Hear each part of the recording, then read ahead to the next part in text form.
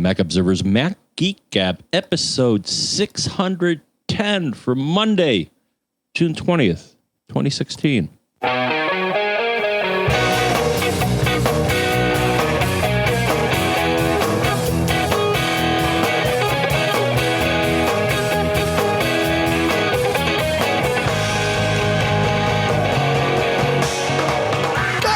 Greetings, folks, and welcome to the Mac Observer's Mac Geek Gab, the show that's like car talk for Apple geeks. You send in the questions. We provide the answers.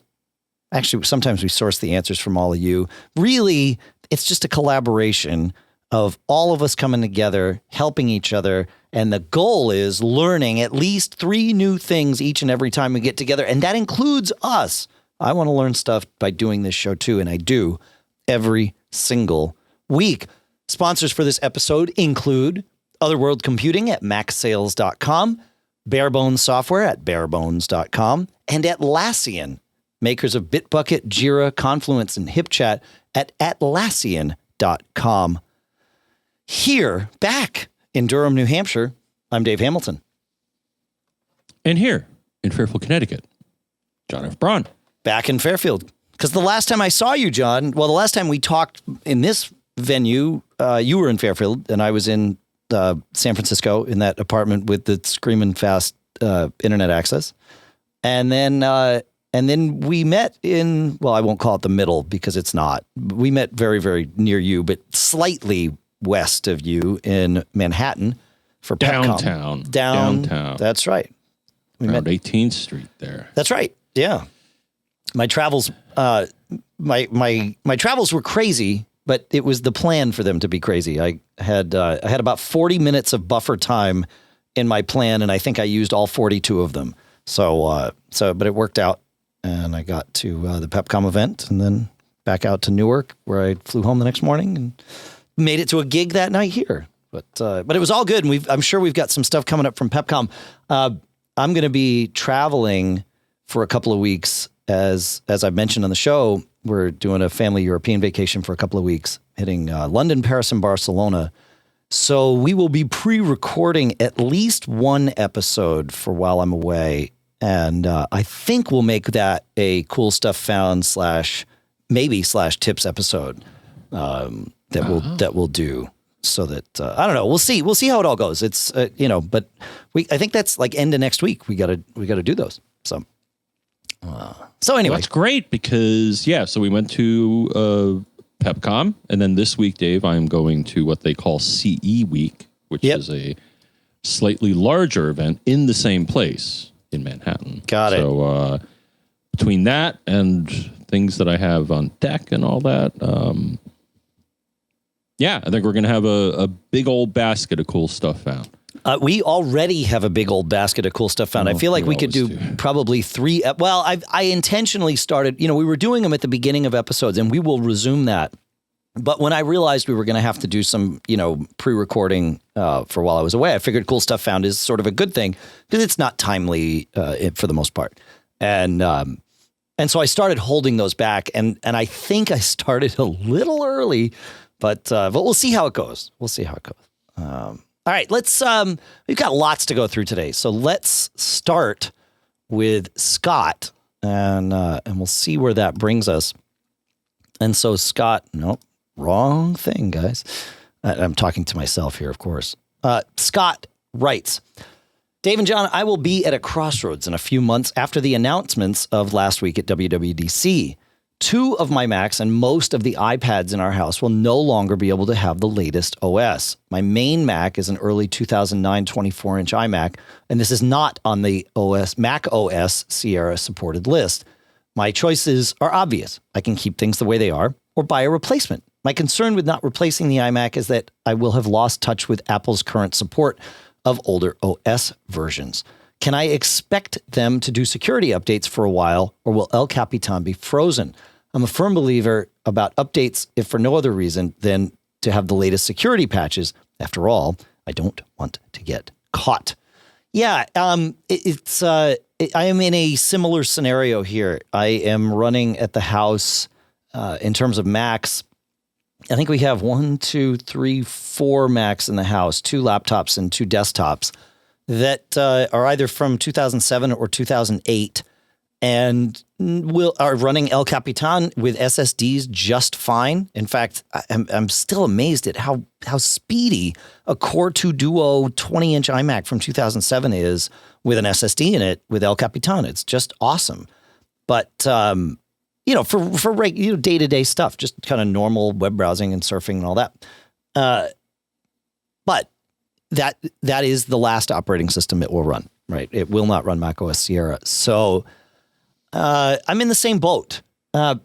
Here's the thing. I think we're all good for at least a year from right now, right? The new OS won't be out until probably late fall, but even if it's early fall, fine. Apple will keep updating El Capitan for a while, several years, if history is an indicator in terms of security updates. So I'm not worried about it from that standpoint. My concern is about apps that I will want to run on these machines. At some point, things will stop being written for El Capitan, or more specifically, they will start being written for the new stuff that is being put into Sierra. And at some point, I'm going to want that.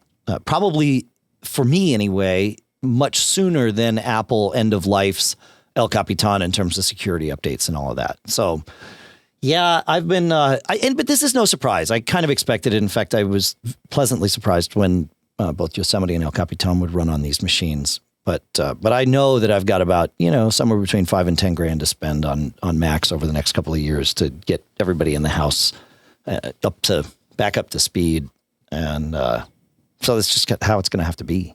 So I gotta look at refurbs and see, where I want to jump on the train, because refurbs can be great for this, but buying one too old and then you don't get to do what I just did, which is use a machine for 9-10 years almost. I'll have used, probably by the time I replace at least one of these iMacs, it will have been in service actively daily for 10 years.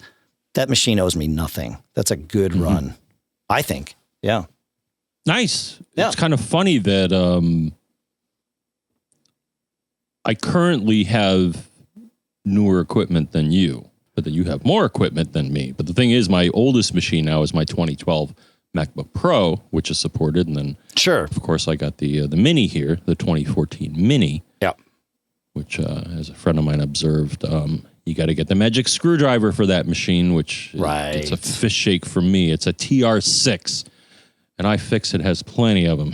Yeah, well, the computers here in the office, I have the 20, I guess it's a 2014 Retina iMac, right? And then the 2011 27-inch iMac here in the studio, and then my 2011 MacBook Air. All of those will run Sierra. In fact, I had Sierra on my MacBook Air shortly after we recorded Mac Geek Gab last week. I took it off. For me, it felt to be a much earlier stage alpha than previously. I always do this at WWDC. As soon as we're done with Mac Geek Gab and my machine is can go into test mode, I clone the drive, of course, and then I install the latest developer build because it's fun. And I messed around with it for a little bit, but it was not really, it's not ready for prime time, but it wasn't ready for me as previous ones have. So this is the first time I've had to bail out. But it's also partially because I'm going to Europe and I need to rely on this machine, which I wasn't really thinking of when I hit the install button. Yeah. So, but it's fine. But the window of machines that so I think some of the machines that you have, one of them I sold you for parts, is a 2008 era MacBook Pro, and that it looks like the 2008 machines, they're rolling off the list of supported. Yeah, there are things in El Cap that they can't do anyway. There's things. In fact, I think your 2012 probably can't do everything in El Capitan, right? It can't. Can it do all the? The only feature. So I was very careful when I selected this machine because I wanted to get one that was as user serviceable as possible because I'm just weird that way. No. The only advanced feature that the MacBook Pro 2012 non-Retina that I have does not support is Power Nap. Oh, interesting. But all of the other advanced features in El Capitan, that's the only one it doesn't support. My 2014 Mini does. Yeah. But this is the only advanced feature. All the other things, handoff and all that stuff. Okay, so you've got handoff and all of that stuff. Okay, I wasn't sure where that line was in relation to Power Nap is, I just don't have a checkbox for it. Right. Yeah. Not available. No, Not there. That's cool. Yeah, it's fine. Yeah. But I didn't want to get the Retina because then it started. I think the Retina. I think the difference between the Retina and this machine that I have is that the Retina was where they started fixing the RAM. Where the RAM you get is the RAM you get, and I wasn't entirely comfortable with that. In retrospect, maybe I should have gotten it. Here's the thing: once you go Retina, man, it's really hard to go back. Well, I got Retina screens all over the place. Not on your Macs. It's totally different. I agree. I have them on my iPads. I got them on my iDevices. But not my Macs. It's different, especially. It's different on a laptop. As soon as you go Retina on a 27-inch iMac, it's kind of crazy. But it's not. You can go back. I say you can't go back. I actually prepped this entire episode on the 2007 20-inch iMac in the house because that's where I happened to be last night, and I figured I had a window of opportunity. I'm like, you know what? I got to get the show prep before the morning. Otherwise, I'm going to be stressed out when I get up. So I did it all from there, 100%. It works fine. Yeah. Anyway, to wrap up with Scott here, though, the thing I want to say is that in general, I think the guidance that I like to give and what I've seen Apple do is that they typically will support not necessarily feature updates, but critical security updates. They'll typically support back 2 versions. So you got the current version of the OS. They'll do security update. They'll actively release security updates for a version back, and then a version back from that has been my experience. So then they abandon that makes sense. Any updates for something that's older than 3 versions back. Sure. Okay. Which, that's good. All right. Cool. And like you said too, developers will start. It'd be silly for a developer to just target Sierra, but you're going to see that as well, as you pointed out. That they're going to start not writing apps that'll work more than 3 back. Right. That's right. Yeah. All right. Sweet. Mike asks, I created a new location. He says, my first question is about airplane mode in OS X. He says, I created a new location within network preferences and made the items on the left panel inactive. Is this as good as airplane mode in iOS? Is there something more I can do to preserve battery life when I don't need internet access? For example, when I'm on an airplane watching a movie or listening to music using my Mac. So I think that's in terms of so there's a couple things, right? I mean, you're asking about airplane mode, which really is about radios. And then, but of course, not using the radios saves battery. But then there's also other things you can do to save battery, but like dimming the screen. But in terms of radios, the one thing that I've always sort of chuckled about is we have everybody turn off their cell phones. We have everybody, put their cell phones in airplane mode, and no one does this for their Macs. And with things like Power Nap, you can have it look around when it's on the battery for various things to do. So you've got Macs that are doing that. But if you're going to do this, your new network preference location is one thing, but also turn off Bluetooth. That's the other radio that's in there that, again, it's, might not use a ton of battery, but it's a radio, so it's going to use some. So that's what I would do. Any thoughts on that, John? I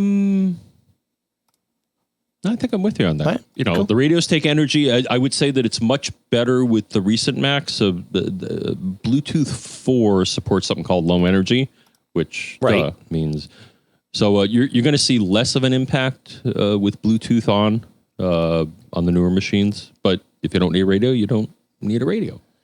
So, Dogster in the chat room, everybody in the chat room, welcome. Thank you. At macgeekgab.com/stream suggests a piece of software in the Mac App Store called Airplane Setting by Frobaus. And Airplane Setting is free. And it says, if you travel by air a lot, you probably know the irritation of going through multiple steps to turn off your radios or dim your screen for those long transatlantic flights. Even if you have wireless and Bluetooth in your menu bar, it still takes a minimum of 2 clicks and a number of keyboard presses to set yourself up. And so Airplane Setting takes care of this for you, and it's free. So We will put that in the show notes. In fact, I say it's already in the show notes again, thanks to help from all the great folks in the chat room. So thank you so much. That's the answer. Great stuff. Moving on to Larry. Larry asks, well, he says... No, I just want to shake my fist that this is a preemptive fist shake coming up on this one here, because I struggled with this as well, but go. All right. He says, while you're scrolling, he was having some other issues. He said, I have a mail question. He showed me the header of a message. He gave us a screenshot, and it says this message is in a specific mailbox. So far, so good. He says, so now I do a mail search on the word, it's telehealth. I think we can say that on the show here. It's the name of the mailbox. He says, I do a mail search on the word telehealth, and I see that there are 2 possible mailboxes with this name. I'm looking for the one with the small h. No problem. And it shows that there are 2 in the thing. He says, but that's where I get stuck. Is there an equivalent of show in Finder in Mail that would help me discover where my mailboxes are lurking? He says, I bet this one was accidentally dragged into another mailbox, so it's now a sub-mailbox, and I have no idea where to find this thing. Yeah, so there isn't, Larry, but there totally should be. I just tried this and got exactly to the same place that you did. There's no way to say go to enclosing mailbox, right? Because that's what you want, is to bring me to that mailbox so that now I can see it. But here's the thing, and you almost stumbled onto it. Mailboxes are stored as folders in the Finder. So if you go to your home folder and you go to the library folder, which you probably won't see unless you've enabled it, but you can instead go to the Go menu at the top of the menu bar in the Finder, hold down the Option key and you'll see library appear. So go there and then go to the mail folder and then go to V3. That's V3 is for El Capitan, I believe, in later, although I'm not sure about Sierra. Prior OSs were using V2, and then really, really old OSs use V1. But you're going to go into the latest V folder that you have in Mail. So Mail, Home Library Mail V3 for El Capitan. And right from there in the Finder, search for this word, in your case, telehealth. You might find it beneficial to narrow that down by using the search options, hitting the plus key, and set kind is folder, because that's how mailboxes work. They are actually folders with then the mail files inside them. And that will show you where it is. And then you can go back into Mail and you'll see the hierarchy in the Finder, which will match what you have in Mail. And you should be able to find it and then obviously move it around or leave it there. At least now you know where it is. So it's kind of crazy that there's no better way to do it, but that's how it works. My fish shake, Dave, is number 1. I saw this view that showed the folder and I'm like, well, that's weird. I don't see that. You know why I didn't see that, Dave? What's that? Because I'm kicking it old school, yo. And in my preferences, viewing. I had classic layout. Apparently, to get that folder show up, you have to be in the not classic layout. So you're talking about in Mail. I'm talking in Mail app on OS 10. Yes, there is a preferences viewing. Yeah. And I just like the classic layout. I do too. What were you missing? I believe when classic layout was enabled, I wouldn't see that little folder. No, you will. You'll see it. You just have to search to find it. That's the problem. In some cases, I wasn't seeing it. But the other thing is, because I use classic too, and I see it. It's there in my search results. Yeah. All right. There was okay, because I thought there was one situation where I didn't see that, and when I disabled classic layout, it showed up. But the other thing was, dude, it should be so natural that you see a folder.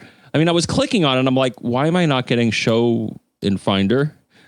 It just seems such a obvious thing for them to do. If they're going to bother to show you the mail folder that it's in, why not navigate to it? But why not? Yeah, why not? And it's right there. It feels like something you can click on. Yeah, yeah, it's crazy.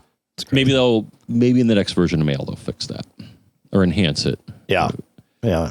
For the people we know at Apple, please add that. Probably make so many people happy. I don't know. I should have checked while I was in Sierra for 20 minutes, but I didn't. I'll put Sierra on something here. Problem is I can't put it on one of the machines at the house, so I'll have to put it on a spare drive, or maybe I'll just wait till I come back. I'm really excited to test watchOS 3 too, right? Because So here's the thing, and this is worth stating about watchOS 3. I'm not going to test anything until I get back from Europe because I need device reliability while I'm over there for obvious reasons. But watchOS 3, John Gruber asked Craig Federighi and Phil Schiller about this because when they announced this in the keynote, it was like, wait a minute, it's going to be faster and it's going to be able to do all this stuff. It's like, I thought we needed new hardware for that. I mean, I thought we were sitting at the limits of the Apple Watch's hardware, and yet they announced all this stuff that was sort of incredible. But if you test it, which I have, it is incredible, but it's also correct. So John asked Craig Federighi about this, and Craig said, yeah, here's the thing. We weren't using all the RAM and CPU that the watch had because when we first rolled it out, we were really paranoid about battery life. So we went way conservative. Like they're not using the RAM, they're not using the CPU, but they realized, most people are ending the day with somewhere between 40 and like 70% of their watch batteries left. And so, yeah, we can use more of this, which is now what they're doing in watchOS 3. So they're using all that RAM to preload your popular apps or your favorite apps. And then they're also using the CPU to keep those apps up to date in the background. So that whole interview that Gruber did with Federighi and Schiller is worth watching. There's always good information. It's like you watch the keynote, then you watch the Developer Tools State of the Union, and then go watch Gruber's interview with whichever Apple exec he happens to get, and then you get sort of the full picture of everything Apple announced at WWDC. It's great. So we'll put a link to that in the notes. But first, let's talk about Simon, John. Simon asks, he says, I followed the instructions on the internet to move the iTunes folder to an external drive. Now, while this did seem to move, I didn't seem to recover any space, so maybe I just copied the files. Also, when I go to iTunes, Movies, Podcast, Music item and say Show in Finder, it looks correct for both old and new items. It's pointing to the new place. When I go to Preferences, it shows in my iTunes Preferences that the folder is in the right place. If I quit iTunes and rename the Home Music iTunes folder, it recreates a new folder on entry to iTunes, but I am unable to find my library. If I go to that location, the new library location on the external drive, there doesn't seem to be an iTunes library.itl item, so I cannot link to the external library. I have to use the one in my original iTunes folder. What gives? So this is interesting.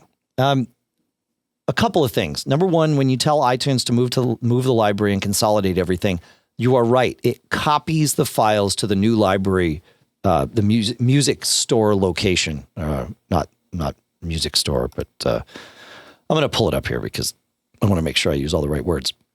The media folder location, right? That's what you are changing. If you go into iTunes Preferences Advanced, you get the iTunes media folder location. When you change that and then tell it to consolidate, it copies everything there. So you're right. All the old stuff stays in your media folder on your original drive until you delete it. But you're also right that iTunes is now pointing to your external media folder for all the media. Here's the thing. When you move the media folder, it does not move the iTunes library files, which includes the things in Home Music iTunes, iTunes library.itl. You can move that too, if you want, to an external location and have everything there.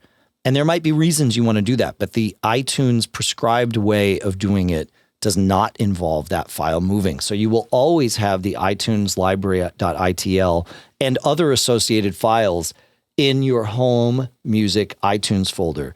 But you can go ahead after you spot check and are certain, and preferably after you back up, you can go ahead and delete the media folder from within Home Music iTunes once you've moved the media elsewhere. Does that make sense? Anything to add to that, John? I think so. In general, I would say, and this is how I'm set up, is unless you have a really good reason, and I'm not even sure why they offer these options here, but as you pointed out, so if you go into iTunes Preferences Advanced, you can identify not only the iTunes media folder location, but then it has these various checkboxes: keep organized, copy files to iTunes media library. Right. And then here's one I haven't seen before: share iTunes library XML with other applications, which sounds like a good thing. I don't know why you wouldn't want all of those checked, and I don't think I've ever gotten myself into a situation where I unchecked any of them because I'm afraid I'll just ruin everything. Well, so let's talk about that, because the first one, the keep iTunes media folder organized, by checking that, it means that it's going to use its layout for that folder, which is fine. The second one, copy files to the iTunes media folder when adding to library. This means that you have to commit to storing all of your iTunes media in one place. And so the only people that would want to uncheck this are folks that want to manually manage where your iTunes media is. You might have one drive where you want your movies and another drive where you want your music. And if that's the case, then what you do is you move them, say you get a movie, you move it onto that drive, and then from that drive, you add it to iTunes. iTunes isn't going to change its location or copy it or anything. It's just going to add it to iTunes. So there are some people that might want to do it that way, mostly for storage reasons, I would think. And then that last one, share iTunes library XML with other apps. iTunes used to always create an XML file, and then it changed to this .itl file. But there were so many apps that to read the iTunes library would look at this XML file. So this is for backward compatibility with third-party apps. So you're right that certainly that one, there's very few reasons where you'd want to uncheck that last one. There might be a reason where you want to uncheck the second one, but you would know it. It wouldn't be an accidental thing. Mm-hmm. Yeah. That's groovy. That's how it goes. Yeah, sure. You know what, John? I want to talk about our three sponsors, if I may. Does that work for you? Yes, you may. Awesome. I want to start by talking about Other World Computing at macsales.com. Otherworld has been around longer than we have, both here at Mac Geek Gab, but also longer than we have at TMO. They are staples of our market, and for good reason they have lasted this long. They know what they're doing. They built their own test center so that here in the US, they test all this stuff. Everything they sell, they know it inside and out, backwards and forwards. They totally understand how their products work. And that means not only can they advise you as to exactly which product to buy, which their website does even without having to talk to a human, but you certainly can call and talk to a human. Not only that, if there is a problem, they bring it back to their test lab and check it there and either fix it or they get you right back on the right path is what happens. They really know what they're doing. It's one of my first places to stop when I'm going to shop for something. John, I think you're the same way. And right now, they've got the Aura SSD for the mid-2013 and later MacBook Air and MacBook Retina. Very, very cool stuff. It allows you, what it comes with is the SSD and an external case so that you can take the SSD out of your MacBook Pro when you upgrade it to this new Aura. And then the case is for your old one so that you can use it as an external SSD. And they've got kits.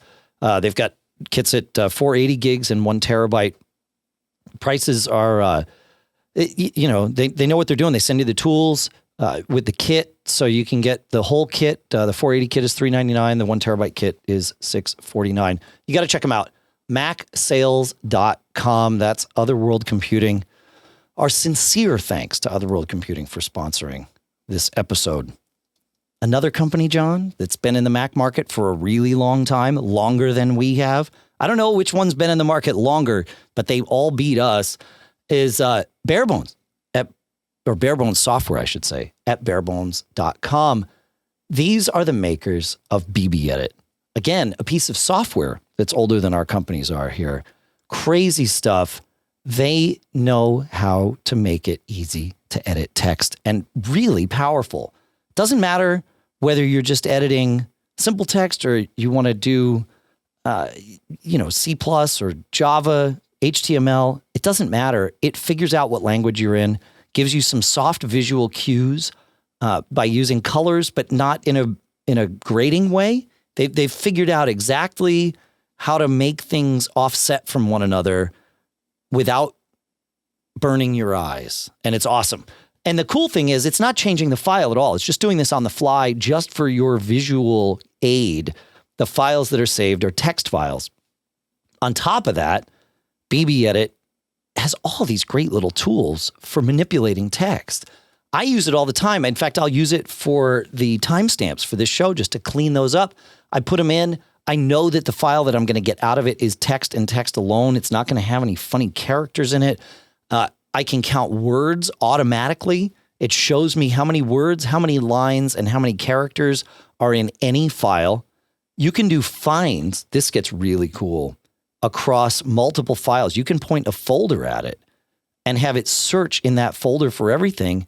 And then you can actually make changes to multiple files at once. You can do multi-file find and replace. It's very, very cool. I couldn't live without BBEdit. Like I said, I'm in it all the time. It's always running on all of my Macs, and I'm constantly using it for things like this. You can do file comparisons. Really, really cool stuff. You got to check it out. They've got a free trial. Go to barebones.com, download the free trial, and then when you're ready to buy, it's $50.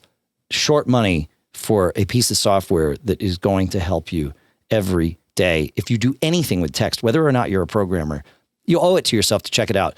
Barebones.com. Our thanks to Barebones Software for sponsoring this episode. Our third sponsor for today, John, and everyone. These sponsors aren't just for you, John. They're for everybody. Is Atlassian. Atlassian at Atlassian.com. You may not know the name Atlassian, though if you've been listening to Mac Geek Gab for a couple of weeks, you probably do. But you might know some of their products. We were just talking about it before the show, John, right? They actually make 30 different products, I think, all over 30. But the ones that you might have heard of, BitBucket, JIRA, Confluence, and HipChat. BitBucket is something I've used before. I think you have too, right, John? You with me? All of their tools are tools that once you get over that you don't need help developing software. Yeah, you like totally tracking need help, bugs. Right? Yeah. And when I was a Wii engineer, I thought, I don't need version control and I don't need a bug tracking system and things like that. The thing is, no, you do. Yeah. If your project is more than a screen full of code. And maybe that's what they even do. Then. Yeah, it can be really helpful. Even if it's just a screen full of code, you don't necessarily remember when you made a change that broke things. And it can be really helpful to go back and say, all right, wait a minute. It worked last week. It's not working now. What changed? And you can go see it. Obviously, that amplifies by 1,000 when you've got even just one other person working on the on the project with you because you have no idea what they changed. Really helpful stuff. That's BitBucket. JIRA is great for tracking bugs and feature requests. Have you used JIRA before, John? I've used something like it. And, okay. And again, in order to get rid of bugs, you got to manage them and you got to track them and you got to close them out. And that's, that's what the pros do. Yeah. And it is. That's what the pros do. But the good news is you can do this for teams of any size. And you got to check it out. And like John said, you may already be using something that solves one of these problems. To use one tool in the Atlassian family, you don't have to use all of them. You probably eventually will want to, but they work with like 2,000 other different tools from other third-party vendors. So they don't force you into their silo. They would like you in their silo for obvious reasons, but they're okay with you coming in one step at a time without having to abandon everything else you're doing. You got to check them out, Atlassian.com. Our thanks to Atlassian for sponsoring this episode. All right, John. Because it makes me chuckle, Dave. I just got to say, as a software engineer, doing software engineering without using tools to help you collaborate and track your bugs and manage your code is like herding cats. Dude, I'm totally serious. I was that guy. No, you said you have to finally get over it.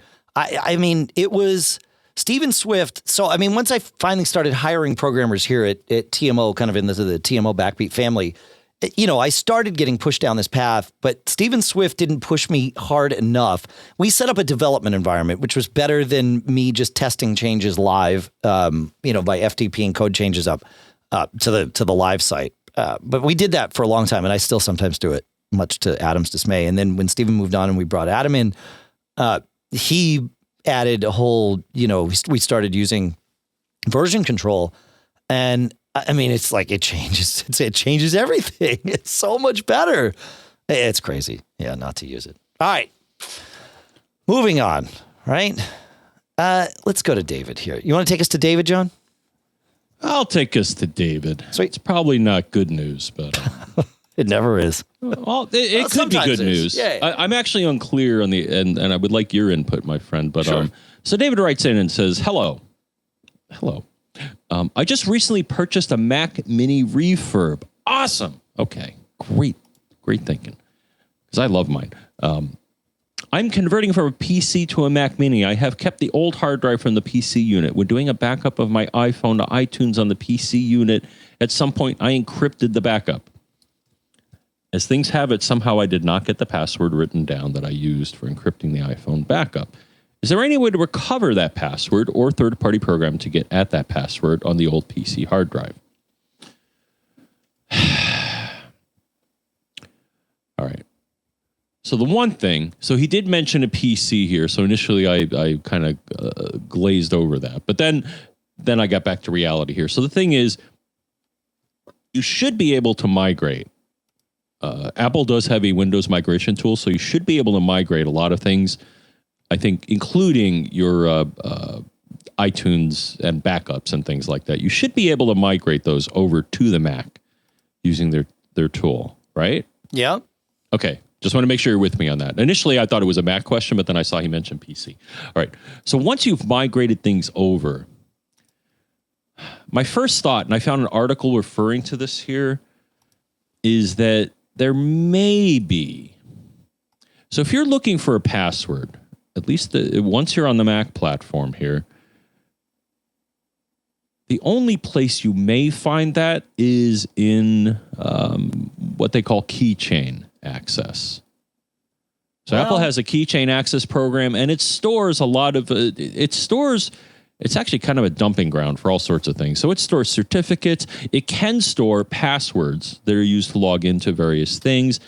And I actually did find an article, Dave, that showed that at some point in time, and I don't know if this time has passed, it would actually store a password to an item of type iPhone backup within. It would be available within keychain access. So I did find a reference to this. I don't know. But there's no keychain access on Windows, right? That's why I wanted to give you the caveat that you may have to migrate over first, and then this may appear. All right. Not totally unreasonable, right? Yeah. Once you've migrated, I see what you're saying. Once you're migrated, so step one, you got to use the Windows migration tool to migrate your data over from Windows to the Mac. Once you do that, there may be this iPhone backup item in keychain access, and within the iPhone backup, it'll have a password applied to it. Yeah, but it's not just a password. I mean, it's encrypted with that as part of the key. Huh. What I'm saying is that may be the only, that's the only place potentially you may be able to retrieve this password. I see what you're saying. Yeah.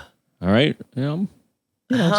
Sometimes I go out on a limb and I don't break the branch. The branch. Yeah. Well, no, that's the risk you take. Yeah. I don't know. I've never tried this migration with this, but yeah, if anybody knows like where to find the Windows password or the iTunes password on iTunes backup password on Windows. The thing is, I've seen, I'd be wary of these, but if you search for like iTunes backup, there are some questionable utilities, none from a company that I would necessarily want to give my money to. That claim they have utilities that'll hack this or crack it. Yeah. Maybe somebody has written a script that'll brute force it. I don't think there's anything that prevents even you from writing a script to brute force it. I don't think Apple, like an iPhone or something, I don't think they disable access. They'll just keep asking. Well, what's the password? What's the password? What's the password? Yeah, so, I found one, and I am hesitant to recommend to mention it because I am not recommending it because I've never used it. But yeah, you're right. I mean, I just did a quick Google search and found something called iseepassword.com, iseepassword.com. And it's, they tell you, look, the first thing to do is try all the passwords you could think of. And then there is then solution 2 is try the password recovery tool. And one of the options in it is a brute force attack. There's dictionary attacks, there's smart attacks, there's brute force attacks. And it's like, yeah, man, you want to bang on this? We're happy to do it for you. And it's a Windows app only for them. But again, I'm just pointing you there saying this might be, I saved you the step of typing in a Google search. That's all I've done.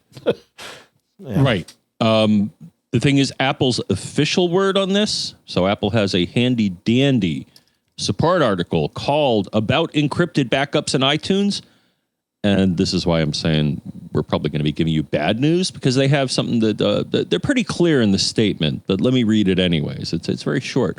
There is no way to recover your information or turn off encrypt backup if you lose or forget the password. Okay. Yeah. That's Apple's position. And it's Apple's correct. position on this is, sorry, the only other thing I could think of is if at any point you maybe enabled an iCloud backup of this device instead. Yeah. I hope you did, maybe either intentionally or by accident. That would be the other solution. Yeah. But then that would have its own password, your iCloud password, I guess. But that's about all. I mean, remember, that's about all we got for you. This David. is the company that is, has put their stake in the ground about security. So they're not going to have a knowledge base article that says, "Oh yeah, you forgot your password? No problem. Look, just type 1234 in, it'll unlock it. Everything's going to be fine." That's not who this company is. So, yeah. Well, Alex in the chat room is asking, is it in the keychain? And the answer is yes, it will be in your Mac's keychain. The question is, where in Windows is that stored? And I don't know. Yeah, it's interesting. Well, I even looked on my computer, Dave, and so the article that I found is dated, but the thing is, I do not have in my keychain on my Mac, which I make an encrypted backup of my iPhone on. I do not have an entry in my keychain. So, really? I bet you do. I mean, unless you told it not to save it. I mean, yes, I do believe that was my intent. Okay, yes. then, I specifically said do not save in the keychain. Yeah, then that's okay. And that's an option you'll get a lot of times on the Mac, and you got to weigh. Yep. The security versus convenience. The thing is, I choose not to store it in the keychain because I don't want someone who has physical access to my machine to all of a sudden magically have access to all my passwords.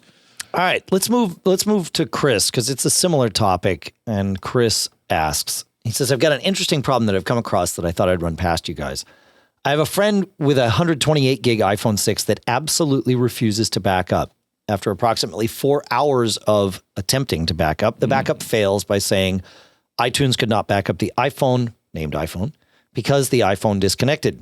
It says, now I have a 128 gig iPhone 6 Plus with a similar amount of used storage, but it backs up in maybe 30 minutes compared to the long process that fails for my friend. The other thing to consider is that for family reasons, he has 2 iPhones. Another one is a 16 gig iPhone 6. And the 16 gig iPhone backs up no problem whatsoever with the same cable to the same computer, which has sufficient space for both. So far, we've deleted all the old and failed backups. We've removed the contents of the VAR-DB lockdown folder, which is the thing that decides when your devices are allowed to talk to each other. So good troubleshooting. He says, and the result is the same failure. I've also tried backing up using iMazing and to a different computer with consistent failures. The phone just won't back up at all. So this is, I mean, the question has most of the answers that we would typically give for general troubleshooting on this, which is go into home, library, application support, mobile sync, backup in the Finder and remove any backups that are related to this phone, or go into iTunes preferences devices and delete any backups that are associated with this device from there. Either way will do the same thing. The path in iTunes is a bit more descriptive. In the Finder, you'll just see a big long string that's usually based on the UDID of the device. But deleting that, if you've got a corrupted backup on there, that can obviously cause it. You could try creating a test user account or backing this device up to a different machine, but that may or may not. It would be worth trying. The other thing that you can try is to back up to iCloud. Now, yes, it's a 128 gig device, and yes, maybe it's full, but most of the time, the data that you're backing up, especially to iCloud, will not include all of your media. It won't include downloads like our Mac Geek Gab app, for example. We store, when you download them, episodes of the podcast in the app. But when your iPhone backs up, it does not back up the episodes of the podcast. And Apple actually won't let us release the app if it did. We have to mark those as essentially, this is something that is re-retrievable. And so iTunes doesn't, or iCloud or backup in general, doesn't need to back up the podcast episodes because the app could bring those down again. So it backs up the preferences. It backs up, all of your personal sort of tweaks and settings in the app, but it does not back up the data. So you might be able to back up even a full 128 gig iPhone to iCloud, even with a standard 5 gig iCloud account. The one lone difference, or the one lone exception to this, is pictures, because your photos aren't stored anywhere else. Again, unless you have iCloud Photo Library, in which case they are, and they're not backed up as part of your backups. So it sounds to me like this is a damaged phone. Normally I would say before you go to the Apple, before you go to the Genius Bar, wipe the phone clean, right? We talked about this, but before you wipe the phone clean, you should back it up. Because you can't back it up, I don't recommend wiping it clean before you bring it to the Genius Bar. I would bring it to them and have them work it out with you there. But I think you've got a phone that isn't happy to pass data across its port, or it's got something on the phone that's corrupted, but backing up to iCloud will answer that question for you, whether it's the physical connection that's the problem or the backup process that's the problem. That's my thoughts. But you said, John. No, I was just sounding thoughtful. Yes. Well, that's good. No, I agree with all, and I'm hoping that a pre-existing corrupt backup is the cause. It's had not that happen. It's not. He's deleted all the backups from that machine, so it's unfortunate. But yeah, I mean, in general, that it's something to test for, and he already tested for it. But again, for those of you that run into this, that app, you ran into it. It happens. It happens all the time. In fact, it's crazy. But I don't know. It's nuts. John, you in the last episode, we spent 10, 15 seconds talking about a problem you had with your iPhone, and you have some stuff to report, and I know the answer here because we met and talked about it.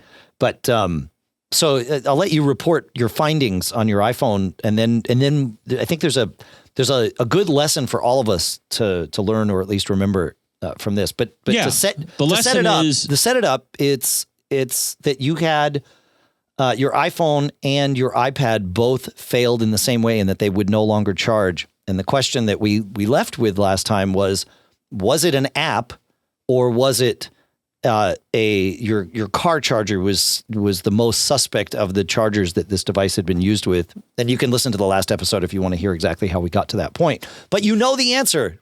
Which was it? The answer, for those that are interested, but first I want to go through my diagnostics here. All right. So the thing is, I had two devices that they would work, but the thing is, once I cycled power and tried to restart them, neither device would restart. So that was the symptom. Right. And again, you can listen to the last episode to get all the gory details about it. And so there were two candidates for what caused this. One was a bad charger. The other was an app that I recently installed that had to do with power management and reading batteries and stuff. So I'm like, okay, could be one, could be the other. How do you diagnose this? All right. So the steps I took were as follows. So one, I had a phone replaced, because it was under warranty. I still have to decide what to do with the iPad. But so I started to swap things out, because that's what you want to do when you want to solve a problem. What has changed? Well, one thing I tried is that I had an old Philips car charger. And I'm like, okay, well, let me try this. It's different. It was different in nature in that it was only 900 milliamps or 1 amp. It wasn't a high energy one like this Moda. And here's the company that makes this piece of Moda is the company that makes it. and I already linked to it in the show notes for the prior episode. But I'm like, all right, well, let me try another car charger.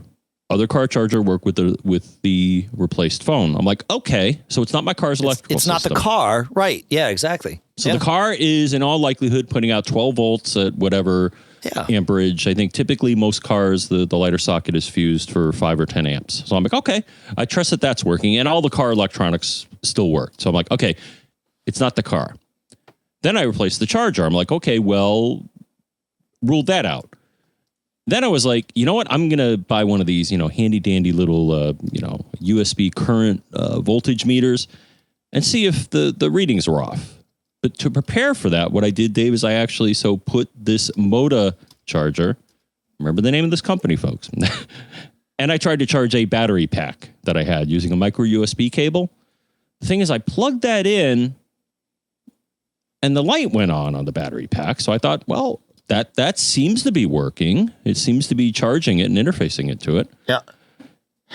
Well, then I made a flaw here. But the thing is, the guy was like, well, you could plug the replacement phone in and see if it blows it up. I'm like, I don't want to blow it up.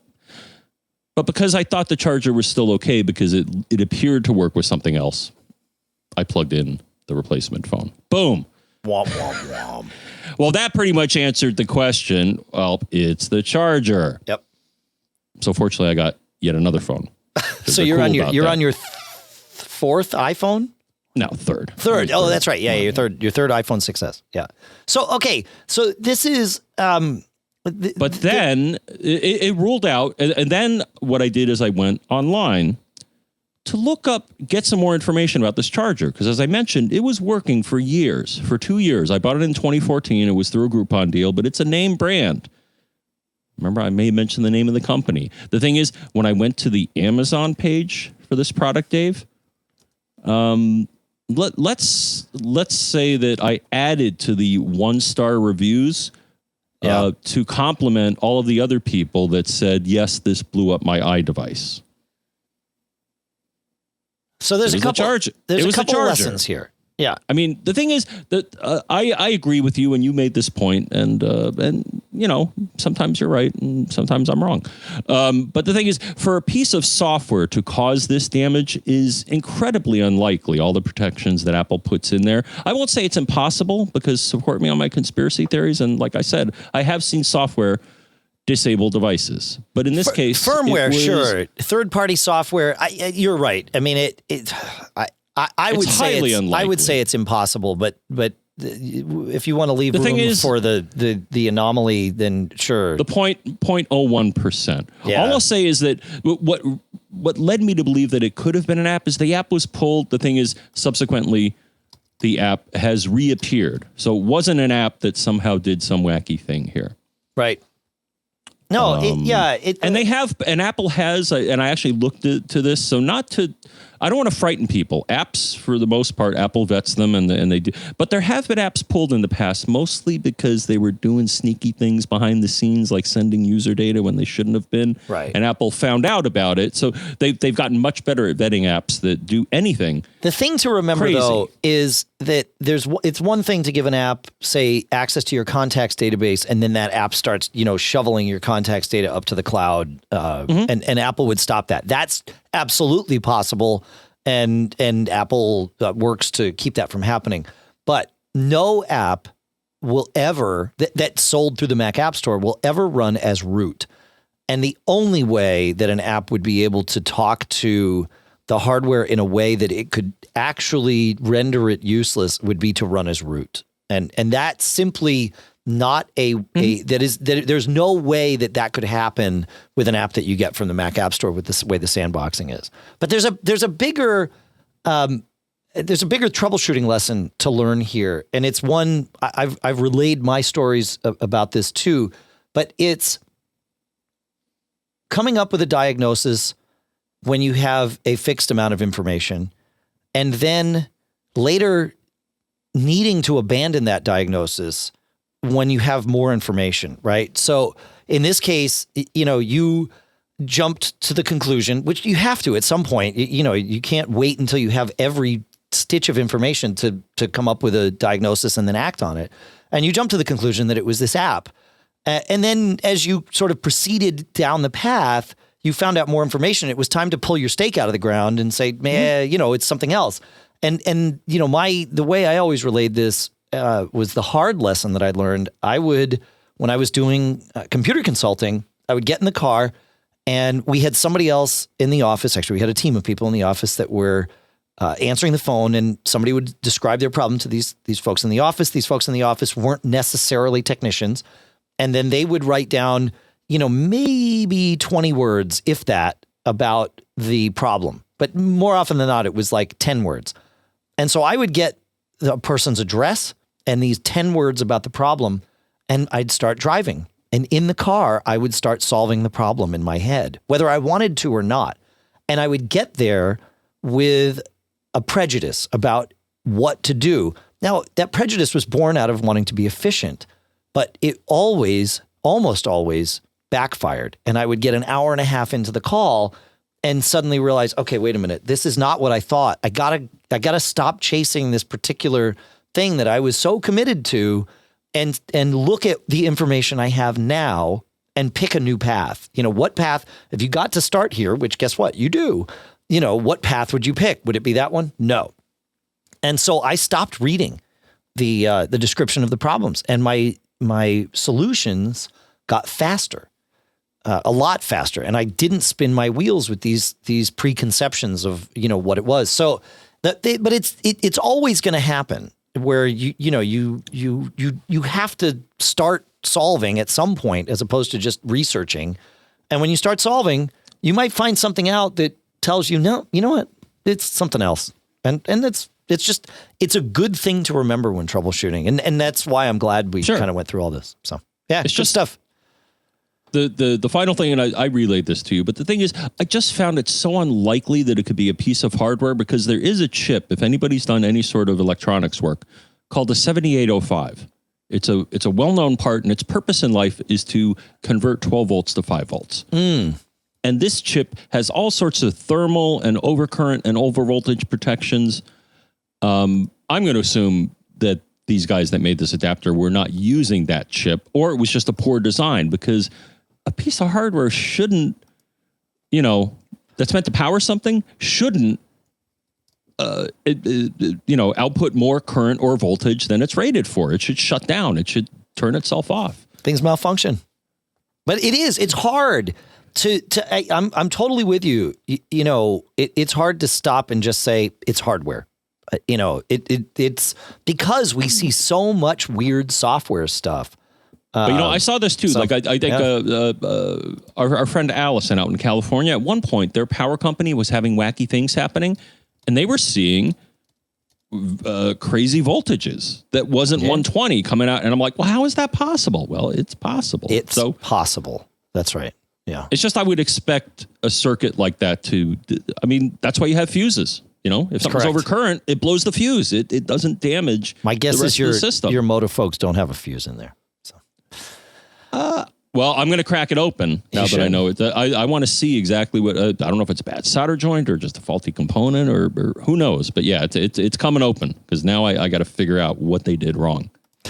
All right, moving on so that we don't spend any more time on that. But it was good. It was a good little, again, one of my sort of overreaching goals with this show is to make all of us, and that includes all of you, our listeners, better troubleshooters.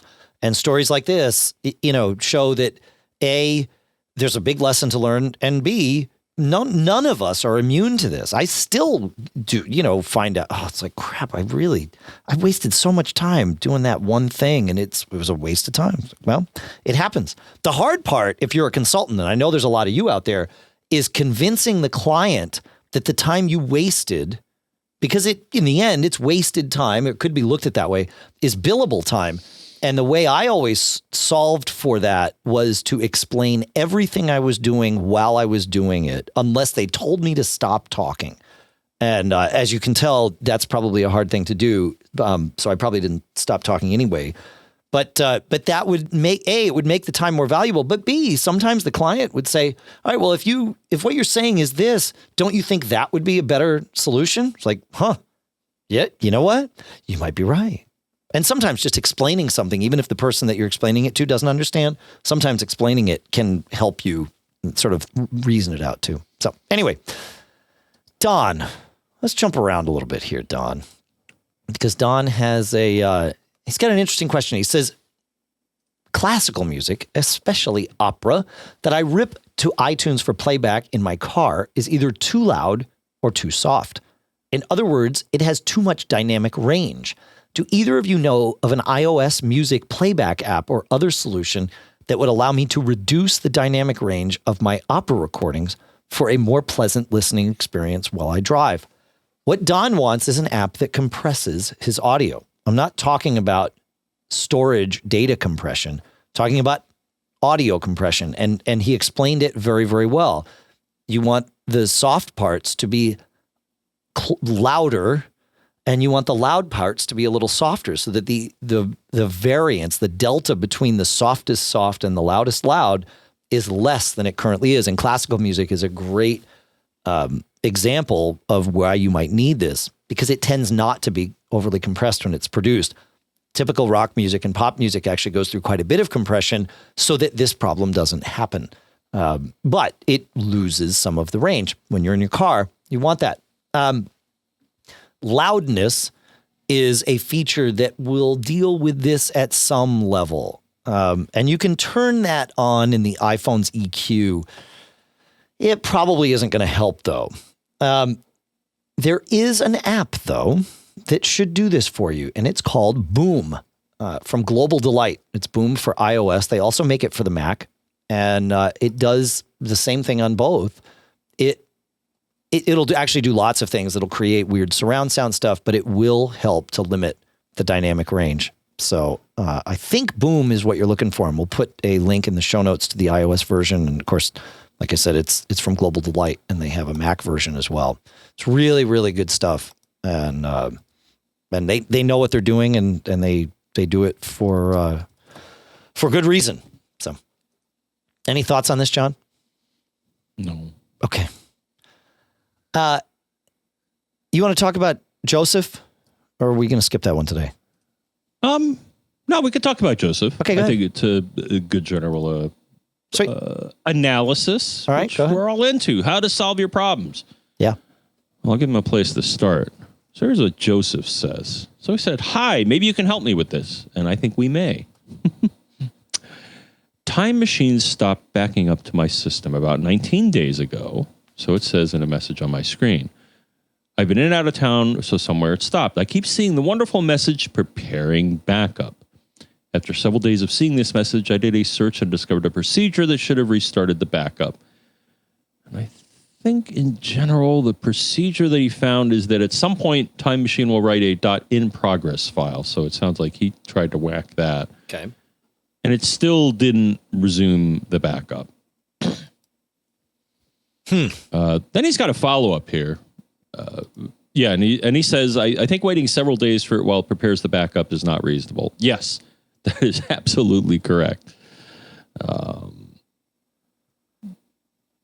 then he was asking about, I don't know if it has Let's go to the first part about Time Machine. Maybe we'll answer the second part later. But what you want to do to find out what Time Machine is really doing. So the problem is that it's not very verbose about what's happening. When it says preparing backup, it's doing a whole bunch of things. And to get a level of detail that's going to help you diagnose this, what you want to do is you want to first start up the console. The console is a big repository of all sorts of low-level messages from the OS. And you want to filter, so there's a little search box in the upper right-hand corner of console. And you want to search on Backup D. That is the Time Machine backup process. And then you're going to start seeing it talking about what it's doing. And what it should start with is saying starting backup. Then it'll say mounting your drive, whether it's a network drive or a direct connect drive. It may say checking for runtime corruption. And then it's going to give you some progress as to what it's really doing. Now, in my case, for a normal backup, it's going to say, all right, well, I found, this bunch of files here from this drive, and and here's the space that's required, and I'm going to start copying them, and it'll give you, if it's a lot of files, then it's going to give it to you in stages, and then it'll close with saying, well, I've created a new backup, and here's the name of it.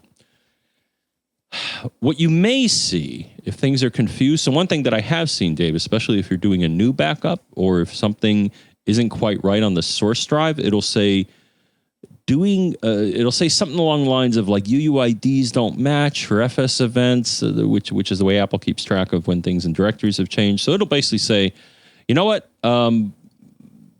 everything on this drive is new to me, so I'm going to do it'll typically have the wording like deep transversal, and that means it's scouring the source drive exhaustively for new stuff. Now, this can take a while. Now, you should see a message saying that it's doing that, or you may see another message. So that was basically what I gave Joseph is, go to the console and tell us what you see, or where you stop seeing messages from backup D.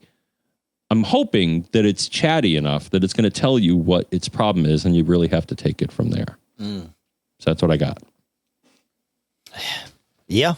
In my case, I'm with you on this. What I got to say a lot of times is, and I've had this happen. I even had it happen. I think I told you my, Time Machine backup for my MacBook Pro that I repaired. It screwed up again. Sometimes you just got to throw in the towel and you just got to say, you know what? Time Machine is screwed up. I'm just going to format the destination and start again. Please, to any of you listening, do not use Time Machine as your only method of backing up your computer. You will regret it.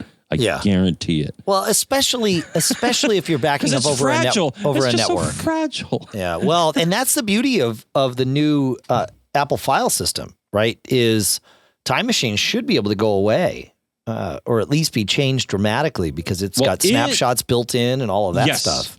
Yeah. It has a lot of features, and I think we talked. I think ZFS is a similar file system. It borrows a lot from that. Yeah. But it sounds like they're incorporating, so I think part of what they introduced in OS 10 was journaling, which is kind of a way in HFS Plus, just to be right. Yeah. In the current file system that they've incorporated something called journaling, which kind of can bring you back to a hopefully known state that isn't a mess. Yeah, but snapshots are far more robust. Oh, yeah, absolutely. No, I totally agree with you. But I'm saying that's the best they can do with HFS, and sometimes it's not good enough. Because I think I even saw that when my Time Machine backup finally failed. It's like, I'm trying to rewind the journal, but I can't get to a state where your backup makes sense to me, so sorry.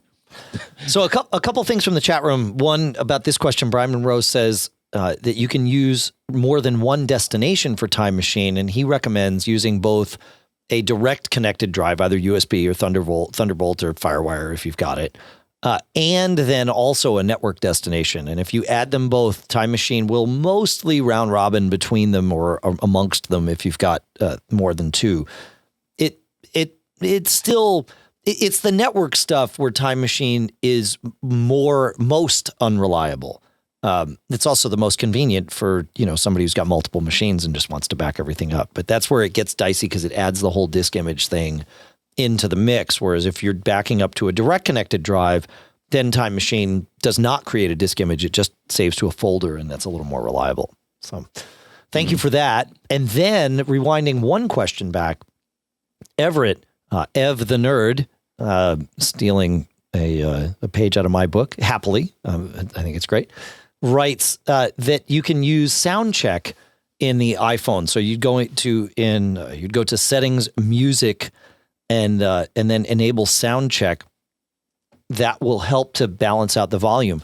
And that's true. And you probably want to have that on, especially if you're playing in the car. What that does is it normalizes the volume, as I understand it, which means that it finds the peak of every song and makes that peak the same. So the loudest peak will always be the same among songs, but I could play you 3 songs that are normalized and that have wildly different perceived volume levels, because there's a peak is not really enough. You want to look at the overall energy in a song or in a track. And again, compressing it over, in real time is far more helpful. But soundcheck might help somewhat. But I think Boom is what that particular listener, I think that's still the best solution for them. So anyway, Good stuff from the chat room today. Thank you very kindly, folks. All right. I'm trying to think. Let's go. We talked a little bit about iTunes, so let's stay on that path, and we'll go to Michael. And this might turn into a geek challenge. I'm not sure that I've got this, but John, maybe you've got some help, or maybe you folks can help us. Michael writes, I don't use iTunes Match or Apple Music. So, okay, no iCloud music library in that sense enabled. He says, I have many purchased songs, which I no longer want in my iTunes library, and I have deleted. However, I seem to be in a constant battle with iTunes to keep those out of my library. Even if I have, quote unquote, permanently deleted them, they still populate the list as available iCloud downloads. I have yet to find any lasting solutions to keep them out of sight and out of mind. Any advice? So I'm assuming that when Michael says he's permanently deleting them, he is command deleting on the song. So you highlight the song or songs, hold down the command key and hit delete, and then it will give you the if you are using iCloud Music Library, it will give you the option of deleting just the local copy or deleting it from the cloud. My guess is with purchase stuff, that's not possible. But Apple, have you? And that is a guess. So all I'll say is, so I'm looking at my iTunes right now. So I'm in My Music, purchased, and if I right click on songs that I have purchased, there is a delete choice in the contextual menu. That's all I'll say. No, I know, but if you delete that, then it will offer to let you download it again because you purchased it. Right, then I'll see the cloud, the cloud icon. Yeah, so he wants to get rid of it.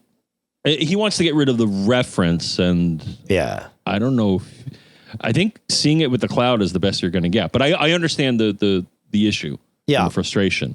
Right, yeah, totally, yeah. So I think what you might be able to do, and there's a knowledge base article about this, which John you'll appreciate, is to hide your purchases, and you can do that by going into the iTunes store and go into purchases. And then select the one you want and choose, and you hit the X icon. So it looks like you're going to delete it, but it's actually going to hide it. It's much easier to see than to explain verbally. So I'm just going to put a link in the show notes to this. And that might solve this problem for you. So I don't know, but it's either that this will solve it for you, or seeing the cloud icon is as good as it's going to get, like you said, John. I don't know. It may well be the latter. That's funny that I don't see hide. In the contextual menu. Yeah. So it sounds like there's a roundabout secret way to. Yeah. Because I mean, you know how we love iTunes, Dave. That it's such a well thought out, here's the thing. Beautifully designed. No, people hate iTunes. There's a lot of people that like to throw a lot of shade Apple's way about iTunes. I don't hate iTunes. I did for a while, but it has gotten a lot more reliable. The only thing I want, and I don't want Apple to break it up into 6 different apps, one for music and one for movies and one for podcasts. No, that's great on iOS. But having this single app that does it all and manages all of your media is great. Now, where I would like to see some separation is first and foremost for syncing or device management. Having that happen in iTunes doesn't make sense. But the good news is the latest version of iTunes, whatever it is, 12.4, makes that a very modal experience. When you go to mess with your device, it's a separate icon. It's not part of the drop-down list. And once you're in there, you are stuck in there until you hit the done button, and then you are out. There is never any confusion about where you are. So I feel like that may be it certainly is some separation within it, but I feel like that might be the path to separating out a sync app. And that's, maybe the App Store would be separated out with the sync app too, the iOS App Store, because on a Mac, it's, kind of a weird thing and shouldn't necessarily be related to me playing my music. But otherwise, no, I don't think iTunes should be separate apps. I don't know. I don't hate it. I'm not one of those people. I actually really like it. I think the things that they've done to it have made it a lot more reliable, which might sound crazy. Yeah, I guess I'm with you. But remember, Apple used to have something called iSync. They did. Remember that? Of course. It was a standalone synchronization app. I'm actually looking here.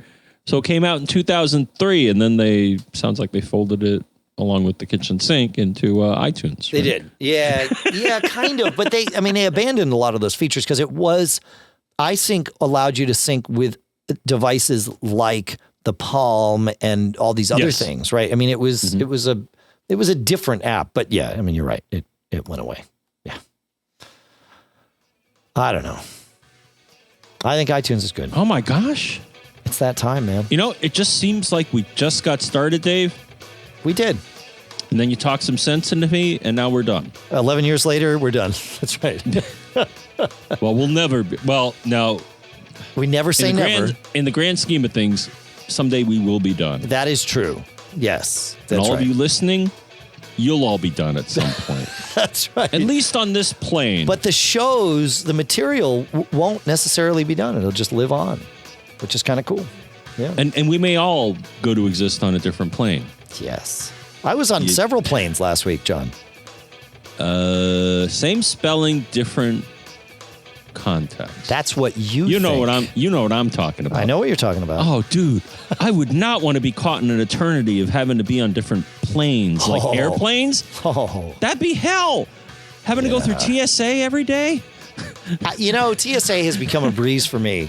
Well, you got pre-check. Pre-checks makes a big difference. They treat you like an adult in pre-check. For the most part, yeah. That's true. I got to say, when you got me pre-check, the thing is pre-check is how they should do it to like kind of speed things up and treat everybody with some respect and not be reactive. They should just profile us. I mean, if they look at you and say, wow, that guy looks like he might be doing something wrong, then they should take me aside and question me. I actually don't have a problem with that. They have a program where they supposedly do that sort of profiling, but it's if I look shady, they should, I don't know. I don't have any problem with that. It's fine. I don't know. There's all kinds of crazy things. If you're feeling shady, if you're feeling sunny, or if you're just feeling anything, and you want us to let Dave and I know about it, what you could do is you could write an email, and you want to send it to feedback@macgeekgab.com. As far as you know, John, that's feedback@macgeekgab.com. The last I checked, as of 5 seconds ago, Dave, it's feedback@macgeekgab.com. Unless you are someone that supports this show directly as a premium listener, and then that's you, yes, you, thank you. You're a premium listener. You get to use premium at macgeekgab.com. If you want to find out how to do that, please do visit us at macgeekgab.com. Premium listeners that we discussed or answered or shared advice from in this episode include Scott, Larry, Don, Joseph, and Michael. So thank you to all of you who are premium listeners. We really appreciate it. And thanks to everyone. It's a wonderful thing. You can find us on Facebook at macgeekgab.com/Facebook is the easiest way to get there. We've got a great Facebook group where everybody helps everybody, and it's actually a really wonderful community. We're blessed to have all of you as part of it. So thank you for that. And then I want to be sure to thank our sponsors. As we mentioned during the show, Otherworld Computing at macsales.com, Barebones Software at barebones.com, Atlassian at atlassian.com, Gazelle in the podcast marketplace at gazelle.com, also there. Smile at smilesoftware.com, Squarespace at squarespace.com/MGG, and Casper at casper.com/MGG, where coupon code MGG saves you $50. Free shipping. Good night's sleep. I slept great in San Francisco. You know what I looked? Casper mattress. I didn't have to use Ambien once, believe it or not. It's just one of those things. John, tell him. I don't know what to tell him, Dave. I mean, we went to trade shows, we used public transportation, and I'm glad to say that because we're talking to you now, you can be assured that we didn't get caught. Made up.